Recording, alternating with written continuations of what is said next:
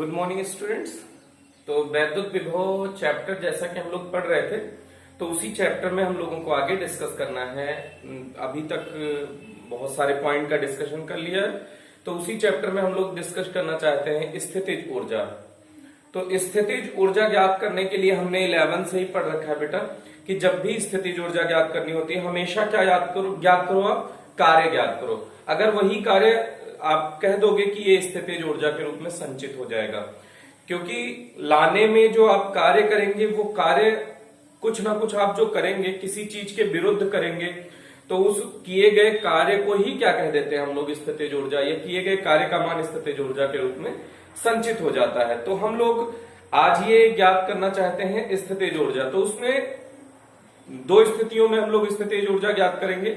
एक तो जब पहले से वहां कोई वैद्युत आवेश उपस्थित नहीं है, और दूसरा कंडीशन जब आवेश वहां पर उपस्थित है। कोई ऐसा क्षेत्र है जहां पहले से ही कोई आवेश उपस्थित है, और एक ऐसा क्षेत्र जहां पर पहले से कोई आवेश उपस्थित नहीं है। तो इन दो स्थितियों में हम लोगों को वैद्युत विभव स्थितिज ऊर्जा ज्ञात करनी है।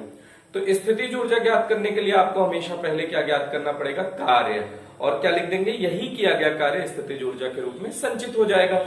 तो हम लोगों को आवेश के निकाय के कारण स्थितिज ऊर्जा ज्ञात करनी है। तो मान लेते हैं पहला कंडीशन है कि माना प्रारंभ में कोई ऐसा क्षेत्र है, माना प्रारंभ में कोई ऐसा क्षेत्र है जहां पहले से कोई भी आवेश उपस्थित नहीं है। तो एकांक आवेश उपस्थित नहीं है तो वैद्युत क्षेत्र भी वहां पर उपस्थित नहीं होगा। तो एकांक आवेश को इसी क्षेत्र में लाने में जो किया गया कार्य है वही स्थितिज ऊर्जा के रूप में संचित हो जाएगा। तो ये कुल मिला के इसके लिए आप भाषा लिख सकते हैं, आवेशों के निकाय के कारण स्थितिज ऊर्जा। अब हम लोग ज्ञात करना चाहते हैं एकल आवेश के कारण स्थितिज ऊर्जा। फिर से ध्यान दे दीजिए, अब एकल आवेश मतलब अनंत से एक आवेश लेके आना है और उसके कारण ऊर्जा ज्ञात करनी है। तो मान लेते हैं ये कोई अनंत वाला क्षेत्र है, यहां से आवेश इस क्षेत्र में लाना है। तो ये अनंत से लाना है, मान लेते हैं Q1 आवेश को लेके आना है। तो अनंत से किसको लाना है बेटा, Q1 आवेश को। तो अब इसके लिए भाषा कैसे स्टार्ट करेंगे, एकदम डिट्टो सेम ये भाषा बार बार यूज होगी, इसलिए इसको दिमाग में बिठा लीजिए कि माना प्रारंभ में कोई ऐसा क्षेत्र है जहां कोई भी आवेश उपस्थित नहीं है। क्या कहना है, माना प्रारंभ में कोई ऐसा क्षेत्र है जहां कोई भी आवेश उपस्थित नहीं है, जिसके कारण उस क्षेत्र में उत्पन्न वैद्युत क्षेत्र शून्य होगा। तो वैद्युत क्षेत्र, इतनी भाषा हो गई। अब Q1 आवेश को अनंत से उस क्षेत्र में लाया जाता है। अब Q1 आवेश को अनंत से उस क्षेत्र में लाया जाता है। तो जब वैद्युत क्षेत्र ही नहीं है बेटा, तो प्रतिकर्षण तो लगेगा ही नहीं। तो प्रतिकर्षण के विरुद्ध किया गया कार्य शून्य होगा, किया गया कार्य शून्य होगा। क्यों, जब कोई बल ही नहीं लग रहा है, W बराबर F dr cos थीटा, तो अगर dr ही F ही जीरो है, आप कह सकते हैं विभव के रूप में भी लिख सकते हैं E dr cos थीटा। तो जब E जीरो है या F जीरो है, अगर आप W के फॉर्म में लिखना चाहते हैं तो क्या कहेंगे, F dr cos थीटा। तो F ही जीरो है, जब कोई भी बाह्य बल कार्य नहीं कर रहा है तो किया गया कार्य क्या होगा बेटा, शून्य होगा। तो जब किया गया कार्य शून्य होगा तो ये इसी को हम कह सकते हैं स्थितिज ऊर्जा। अतः संचित स्थितिज ऊर्जा W बराबर U बराबर जीरो। संचित ऊर्जा U बराबर क्या हो गई बेटा, जीरो।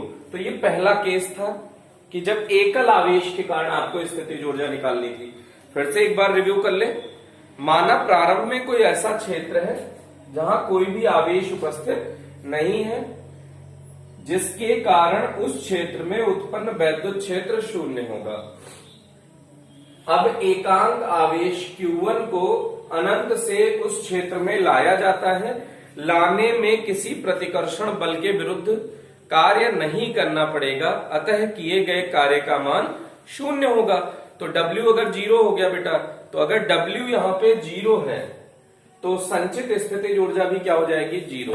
तो ये पहला केस अपना हो गया। अब द्विआवेश के कारण, अभी अपन एकल आवेश ला रहे थे, अब द्विआवेश लाते हैं बी पार्ट में। तो एकदम ये प्रारंभिक भाषा तो सेम होगी, यहां पे एक ये लाना है और थोड़ा सा एक आवेश यहां और लेके आना है, बस इतना सा चेंज आएगा बेटा। तो कैसे भाषा लिखेंगे? माना प्रारंभ में कोई ऐसा क्षेत्र है जहां कोई भी आवेश उपस्थित नहीं है, जिसके कारण उस क्षेत्र में उत्पन्न वैद्युत क्षेत्र शून्य होगा। अब Q1 आवेश को अनंत से वैद्युत क्षेत्र के भीतर किसी बिंदु A तक लाया जाता है, तो A तक लाने में किया गया कार्य शून्य होगा, क्योंकि कोई भी प्रतिकर्षण बल कार्य नहीं करता है। अतः यहां पे 1 के कारण कर रहे हो तो W1 0, तो संचित स्थितिज ऊर्जा 0 हो जाएगी, या W1 W2 सबको निकाल के जोड़ के तब कहो आप स्थितिज ऊर्जा, तो W1 तो 0 हो गया। अब Q2 को लाइए अनंत से किसी बिंदु B तक बेटा। तो यहां से ये ध्यान दीजिएगा, यहां से यहां तक की दूरी, ये यहां पे 1 पॉइंट मान लीजिए और यहां पे 2 पे ला रहे हो, तो R12 1 से 2 के मध्य की दूरी इस फॉर्म में लिख लीजिए। तो अब ये इतना हो गया, W1 बराबर 0। अब Q2 आवेश को उसी क्षेत्र में लाया जाता है, तो वहां पर पहले से उपस्थित, अब ये आवेश यहां पर जो Q1 आके रख दिए हो, ये Q1 आवेश प्रतिकर्षण लगाएगा कि नहीं? Q1 आवेश इस Q2 आवेश पर कार्य वैद्युत क्षेत्र उत्पन्न करेगा। तो इस वैद्युत क्षेत्र जो Q1 ने वैद्युत क्षेत्र पैदा किया है, वो उस वैद्युत क्षेत्र के विरुद्ध आपको कार्य करना पड़ेगा। समझ लीजिए, जब आप Q1 ला रहे थे तो इस पूरे क्षेत्र में कोई और नहीं था, तो Q1 को लाने में कार्य शून्य था। लेकिन जब आप Q2 लेके आ रहे हैं तो Q1 इस क्षेत्र में पहले से उपलब्ध है ना बेटा, तो वो Q1 तो अपना प्रतिकर्षण लगाएगा, तो उस Q1 के कारण किया गया कार्य होगा। तो इसलिए जो Q2 आवेश लाओगे तो Q2 आवेश को लाने में कार्य करना पड़ेगा। तो अब Q2 आवेश को, ये यहां तक हो गया W1 बराबर 0, तो अब Q2 आवेश को उसी क्षेत्र में लाया जाता है और Q2 आवेश को उसी क्षेत्र में किसी बिंदु B तक लाया जाता है। लाने में Q1 के विरुद्ध कार्य करना पड़ता है, लाने में Q1 के प्रतिकर्षण के विरुद्ध कार्य करना पड़ता है। तो कार्य का यहां पे एक नया फॉर्मूला ध्यान रख लीजिए बेटा। कार्य का फॉर्मूला होता है A के कारण, जो पहले से वहां आवेश उत्पन्न है उसके कारण उत्पन्न विभव इंटू लाया गया आवेश। कौन सा बेटा आवेश उपस्थित है? तो Q1 आवेश उपस्थित है, तो Q1 के कारण वैद्युत विभव, किसने विभव पैदा किया होगा बेटा? Q1 ने, और इंटू लाया गया आवेश, इंटू लाया गया आवेश। तो लाया गया आवेश कौन सा है बेटा? लाया गया आवेश, लाया गया आवेश इस बार क्या है? Q2। तो Q1 के कारण क्या विभव होगा? K इंटू स्रोत आवेश बटे स्रोत आवेश से उस बिंदु की दूरी जहां वैद्युत विभव ज्ञात करना है, R12 इंटू कौन सा आवेश ला रहे हो? Q2। तो ये W2 क्या हो जाएगा बेटा? K Q1 Q2 upon R12, जहां K इक्वल्स 1/4πε0। ओके, अब किया गया कुल कार्य,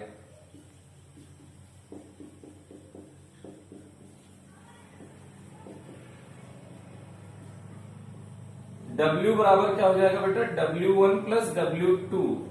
W1 तो 0 है, लेकिन W2 किया है आपने K Q1 Q2 upon R12।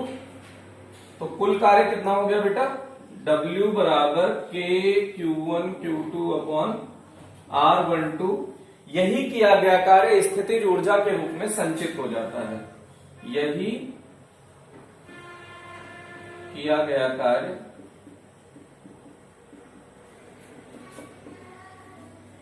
स्थितिज ऊर्जा के रूप में संचित हो जाता है। यही किया गया कार्य स्थितिज ऊर्जा के रूप में संचित हो जाता है। अतः U बराबर K(Q1Q2)/R12। यह आपका आंसर आ गया बेटा। दो आवेश के निकाय के कारण स्थितिज ऊर्जा, आपने कितने आवेश के कारण ऊर्जा निकाली है बेटा? दो आवेश के कारण स्थितिज ऊर्जा। तो अब वीडियो पॉज करें और आप इसको देखें कि कैसे इसको किया गया है। तो इसके बाद आप देखिए, इसी तरह से तीन आवेश के कारण भी स्थितिज ऊर्जा आप ज्ञात कर सकते हैं। तीन आवेश के कारण स्थितिज ऊर्जा ज्ञात कर सकते हैं। तो हम वो तीन आवेश ना करके बार बार एक एक आवेश नहीं बढ़ा के बहु आवेश के कारण स्थितिज ऊर्जा। किस आवेश के कारण बेटा स्थितिज ऊर्जा? बहु आवेश के कारण स्थितिज ऊर्जा। तो बहु कह लो या बहुल आवेशों के कारण स्थितिज ऊर्जा अपन ज्ञात करना चाहते हैं। तो फिर से वही प्रोसीजर स्टार्ट होगा बेटा।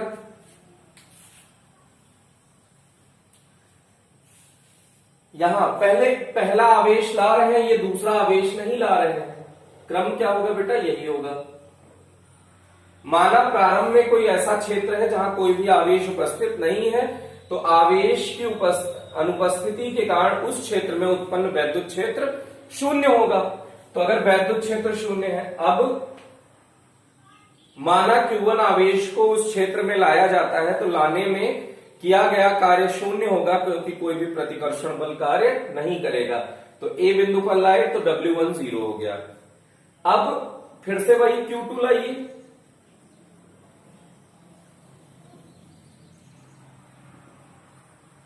माना कोई अन्य आवेश Q2, ये W2 के बारे में बात कर रहे हैं। माना कोई अन्य आवेश Q2 उसी क्षेत्र में लाया जाता है, लाने में A के प्रतिकर्षण के विरुद्ध कार्य करना पड़ेगा। A पर उपस्थित आवेश Q1 के प्रतिकर्षण के विरुद्ध कार्य करना पड़ेगा, जो ऊर्जा के रूप में संचित हो जाता है। तो W2 क्या हो जाएगा बेटा? लाया गया जो वहां पे आवेश पहले से है उसके कारण उत्पन्न विभव इंटू लाया गया आवेश। तो Q1 आवेश के कारण वैद्युत विभव इंटू लाया गया आवेश। तो Q1 आवेश कितना है बेटा? Q1 आवेश के कारण विभव कितना हो जाएगा? इसने इस बिंदु पर कितना विभव पैदा किया? तो K(Q1) अपॉन स्रोत आवेश से उस बिंदु की दूरी जहां विभव ज्ञात करना है, तो R12 इंटू लाया गया आवेश कितना है बेटा? ये Q2 आवेश ला रहे हैं, तो Q2, तो ये W2 इक्वल्स आ गया K(Q1Q2) अपॉन R12। अब इसी तरह से यहां पे अभी कुल कार्य नहीं याद करना है, यहां से स्टेप चेंज होगा बेटा।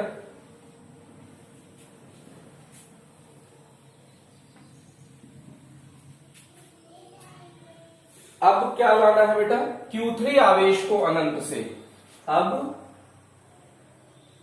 ये अनंत से कौन से आवेश को लाना है? Q3 आवेश को किसी बिंदु C तक लाया जाता है, तो लाने में पहले से उपस्थित Q1 और Q2, यहां Q1 रखा है, यहां Q2, तो Q1 व Q2 के प्रतिकर्षण के विरुद्ध कार्य करना पड़ता है, जो कि ऊर्जा के रूप में संचित हो जाता है। तो मान लीजिए कि 1 से 2 की दूरी क्या हो जाएगा? इसको कुछ 3 मान लो। 1 से 2 की दूरी R12, तो 1 से 3 की दूरी क्या हो जाएगी बेटा? यहां लिख देते हैं Q = 0, तो E = 0। तो यहां से यहां तक की दूरी क्या हो जाएगी बेटा? R13। यहां से यहां तक की दूरी क्या हो जाएगा? R23। ओके, तो अब Q3 को अनंत से उस क्षेत्र में लाने में किया गया कार्य, तो W3 क्या हो जाएगा बेटा? कौन कौन वहां पे प्रतिकर्षण पैदा कर रहा होगा? कौन कौन विभव पैदा कर रहा होगा? तो Q1 भी विभव पैदा कर रहा होगा और Q2 भी विभव पैदा कर रहा होगा। Q1 प्लस Q2 के कारण उत्पन्न विभव,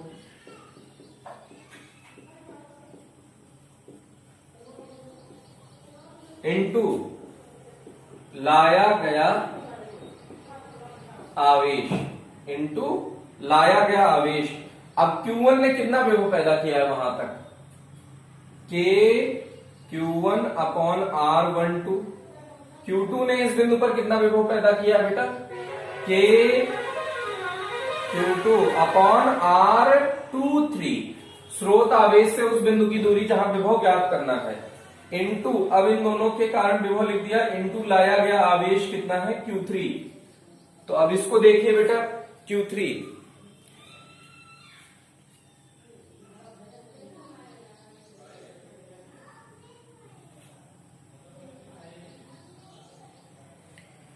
तो यहां तक आपको शायद दिख रहा होगा। अब इसके बाद वाला पोर्शन अपन यहां लिख रहे हैं, तो W3 क्या हो जाएगा बेटा, इसका अंदर मल्टीप्लाई कर दीजिए, तो KQ1 Q3 R13 चाहिए ना, 1 से 3 के मध्य की दूरी, 1 से 2 वाली दूरी हमको नहीं चाहिए, क्योंकि 1 ने इस बिंदु पर विभव ज्ञात करना है, 1 ने यहां पैदा किया है, तो R13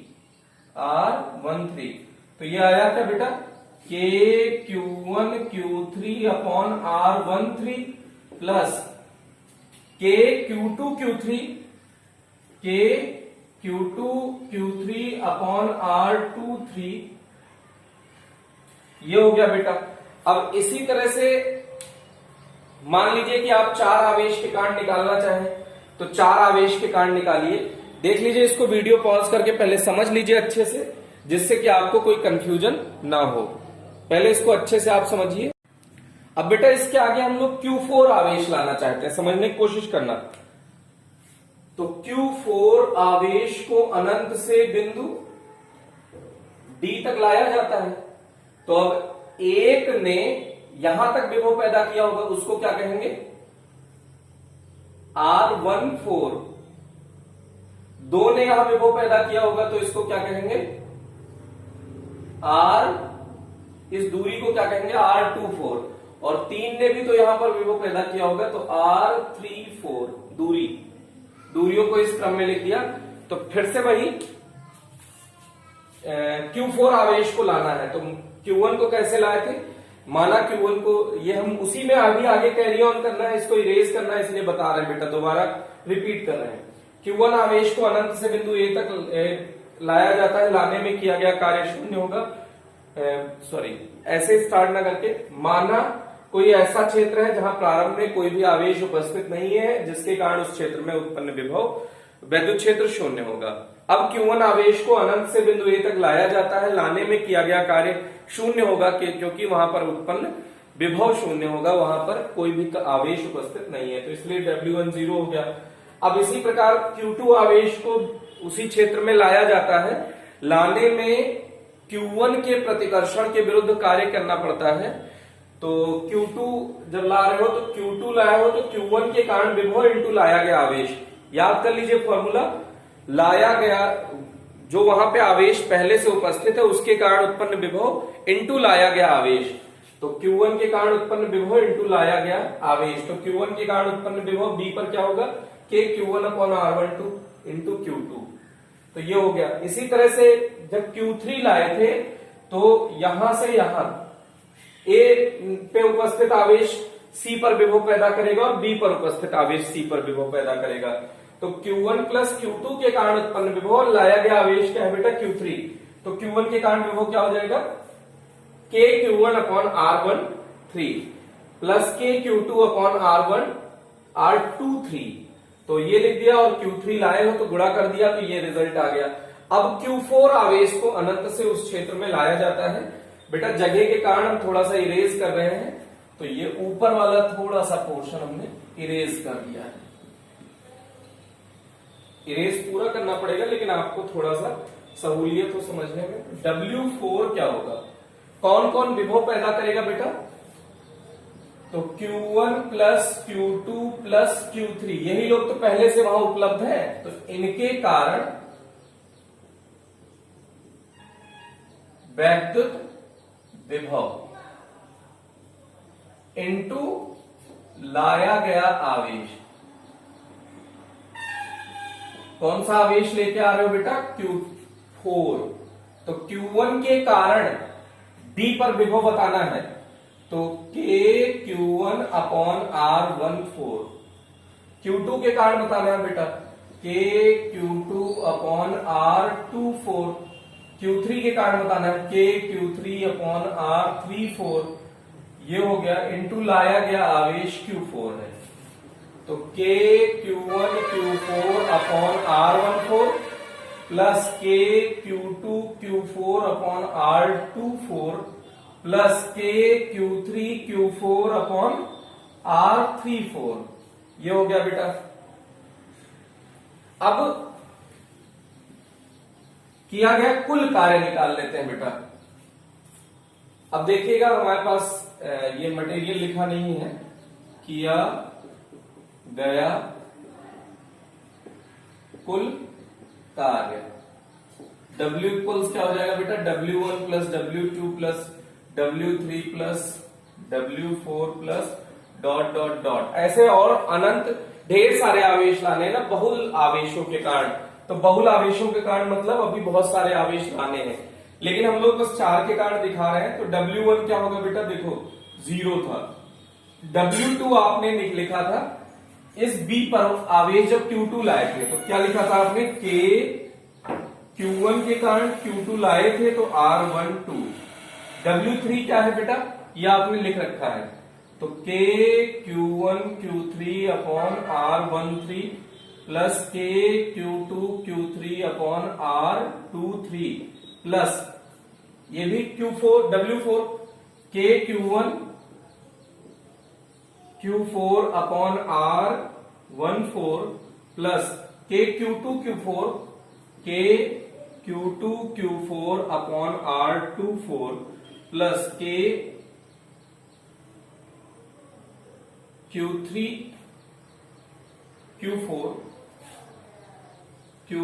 Q4 upon R34 plus dot dot dot बेटा, इसी के आगे इसको हम लोग आगे फॉरवर्ड लिख रहे हैं, प्लस डॉट डॉट डॉट। अब यहां पर देखिए, अब यहां पे इसको हम लोग शॉर्ट में लिखना चाहे बेटा इतना लंबा, जैसे अब यही W बराबर इतना हो गया, अब यही किया गया कार्य ऊर्जा के रूप में संचित हो जाता है। तो पहले इतने बड़े पोर्शन को हम लोग छोटा लिखना चाहते हैं, तो अब इसको छोटा करने का तरीका क्या है बेटा, तो आप जानते हैं कि ये जरूर लिख दीजिएगा K equals 1/4 pi epsilon not. तो सिग्मा लगाते हैं, I going from 1 to N आप मान लीजिए, K तो कॉमन है आपका, Q I हो गया बेटा। अगर यहां पे Q2 कैसे आएगा, I से ये तो आ गया, लेकिन Q2 नहीं आएगा, I का मान 1 से लेके N तक है, तो Q1 अपॉन R1 आ सकता है। तो इस चक्कर में यहां एक सिग्मा से आपका काम नहीं चल पाने वाला है, क्योंकि यहां पे Q1 तो आ गया, लेकिन Q2 भी तो लाना है।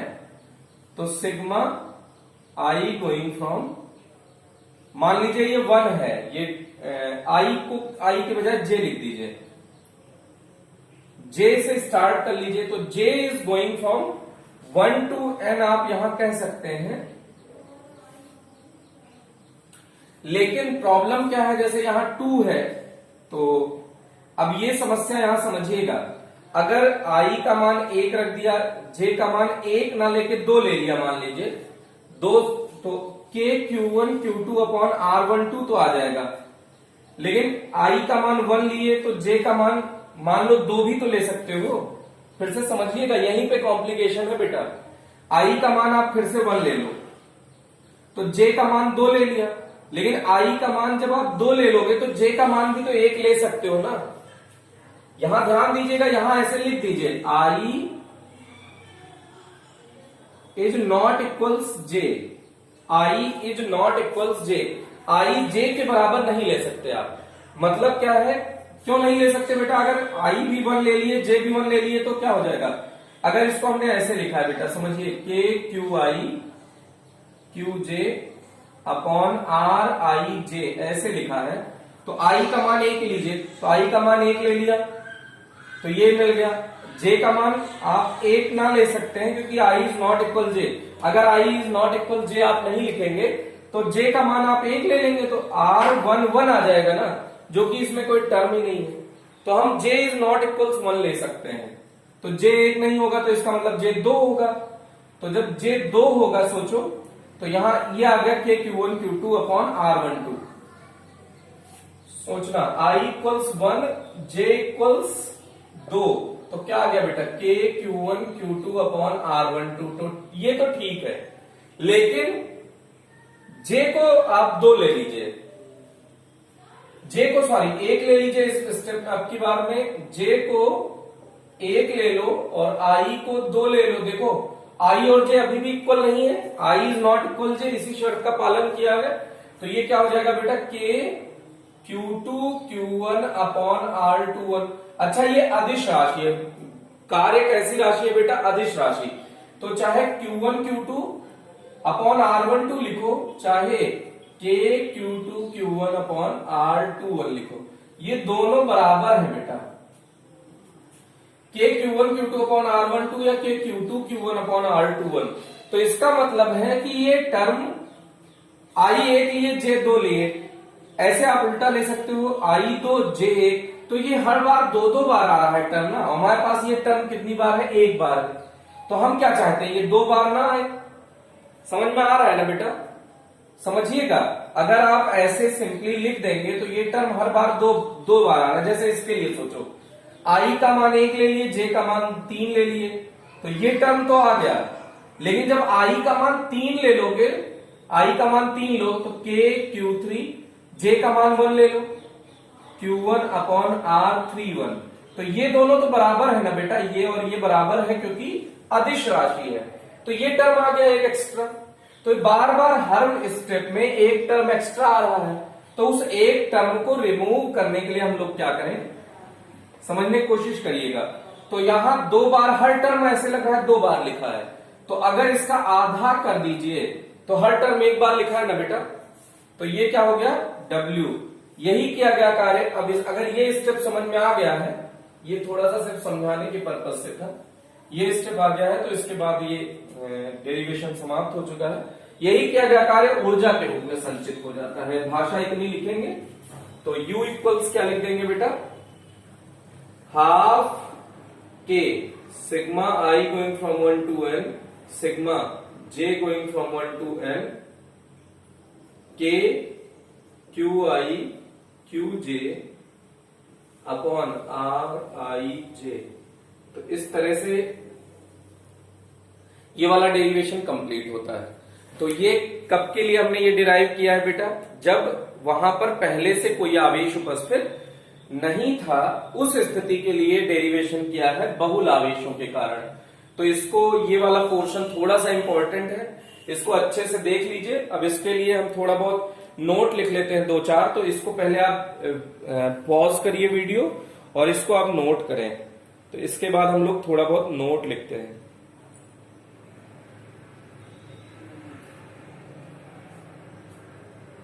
तो इसके बाद देखते हैं बेटा,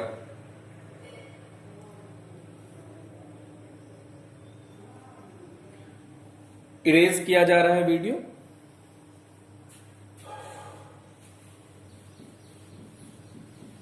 वीडियो नहीं, बोर्ड।